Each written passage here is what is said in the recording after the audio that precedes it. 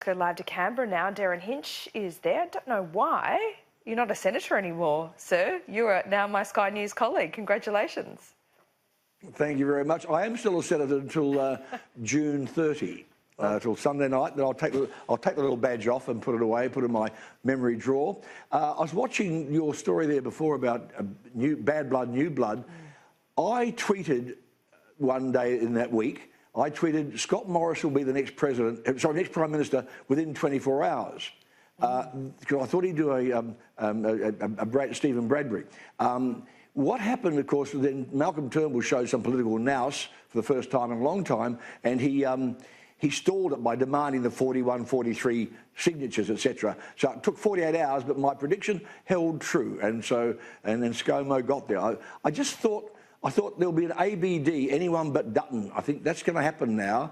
And of course, they used Julie Bishop as a bit of a stalking horse. And I also still believe, I don't know if I haven't seen the doco, I still believe that some Morrison supporters backed Dutton in that first vote to push his vote up to 35. I knew that people in Canberra, Dutton supporters, were running around saying, where did all those votes come from? Where did they all come from? And I think there were ScoMo's people pushing the Dutton vote up to make sure that Turnbull would be untenable, and they have to go again, probably in September, but he pulled it on himself, and therefore then they all deserted and went to Bishop and to ScoMo. Well, you had a front row seat, of course, to this moment in history, the leadership spill, and what a week it was. Peter Dutton has dropped some of the most explosive parts of this documentary tonight, confirming that Malcolm Turnbull did offer him the deputy leadership at the height of all of this tension. And of course, it's largely academic whether Peter Dutton could have taken the leadership and gone on to win an election. Have a look at this. Do you think if you had become Prime Minister last year, you could have won this election? Well, the first point is that I think all credit to Scott Morrison, because I think he has provided the leadership that Malcolm never could. So I think full credit to Scott Morrison. I only stuck my hand up last August because I believed that I could have won the election. Derryn, it is academic, and who would know if Dutton could have gone on to win the next election like Scott Morrison did. But I would say that, you know, he held on to his seat against all odds. It's a largely Labor seat, his seat of Dixon, and, gee, he does know how to deliver a line and take the fight up to Labor. Look, I don't believe Peter Dutton would have carried Victoria. I mean, the Vics, one of the reasons I'm now out of office, the Vics had an extraordinary vote in Victoria. They, after a disastrous state election, but just they came on that, back, I think they picked up in the Senate by about 3%. In Victoria, I think it's a bit of a myth that Malcolm Turnbull carried Victoria. I mean, in the 2016 election, he only picked up one seat there. Let me tell you, Laura, and I'm very sad that in the state government, which I'll be involved much more with state politics, the Andrews government finally got their controversial Fire Brigade CFA bill through Parliament. Right, yeah. My people voted against it.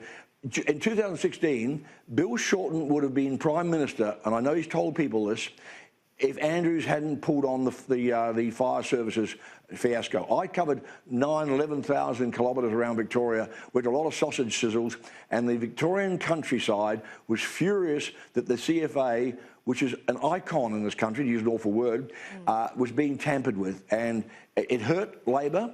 I think they would have won Victoria, more seats here, if they'd left that alone until after the federal election. I know Bill Shorten has told people that I'd be Prime Minister today if bloody Andrews hadn't got involved. Yes, well, that's interesting. We'll follow that one up. Listen, speaking of parties, I know that we've seen you had Bernardi on, and he's now deregistered. He's now going to stand as an independent. The Liberals should never have taken him back anyway. I mean, the man was a rat, what he did. He got elected at the top of the ticket. He went into the 5 months sojourn, taxpayer-funded holiday at the UN, and then he came back and said, I can't be a Liberal anymore. And so he's deregistered. I'm thrilled to tell you this morning that since the election, the Justice Party, which is not dead, despite my demise, we've signed on more than 500 new members since the election a month ago. So still raring to go. Lots more. I called it unfinished business. It's still unfinished business. Obviously, there's a bit of bad blood between you and Cory Bernardi, but you are going to stay as the leader of the Justice Party? Well, it's got my name on it, of course I am. Yeah, and I'll be involved with state politics a lot more. I'm coming back in 3 years. I know that people say, but geez, you'll be old. I said, hang on. In 2022, I'm younger than Joe Biden, and by then I hope he'll be president of the United States. So there's hope for us all. We'll see. I just want to ask you one more question. Anyway, it's good to be joining you on. Good to be joining you on Sky with your former boss, Angelo Frangopoulos.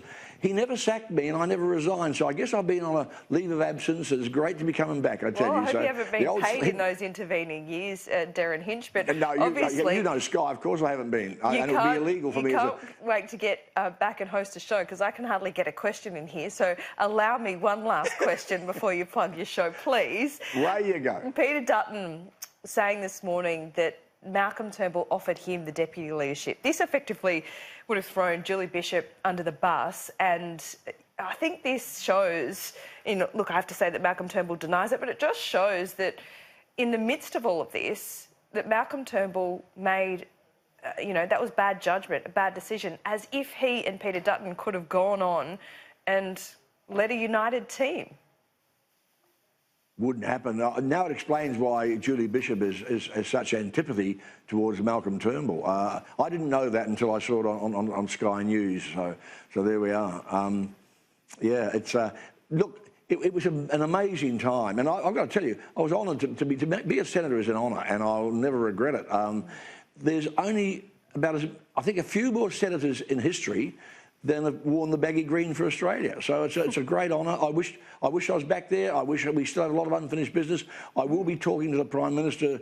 They've got to keep the redress scheme going. They've got to, when Parliament is prorogued, all the committees go, and I was chair of that committee. They've got to bring back some sort of watchdog because redress victims of sexual abuse institutions are being hurt. Number two, I'm glad the government has taken up as now their policy for a Daniels law for a public register of convicted sex offenders, which is what the Justice Party was founded for. So that's important. The transvaginal mesh issue is on the table internationally now, and the TGA is getting tougher on that. So I leave not happily, because I didn't want to, but I leave feeling satisfied that we did it. One person can achieve something if they try. And ironically, if I'd been there, I'll tell you now, after the budget, I said I'd vote for all of the government's income tax cuts. And if I were back there next week, they'd have an extra vote. They wouldn't need to curry favour with everybody. I don't think it would have quite been enough, but we'll see. Finally, sounds like you do have a lot of unfinished business. Is Sky News just a bit of a waiting room till you have another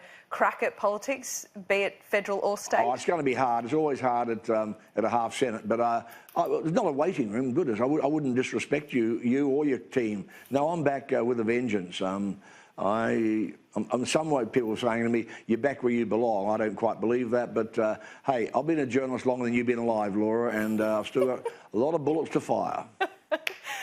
On that note, great to talk to you. You might not want to hear this. Somebody tweeted yesterday saying, "We think Sky should get some new defamation and contempt of court insurance because they're going to need it." They probably will. I saw that. Pray for us all then, I guess. Derryn Hinch, we'll see you soon.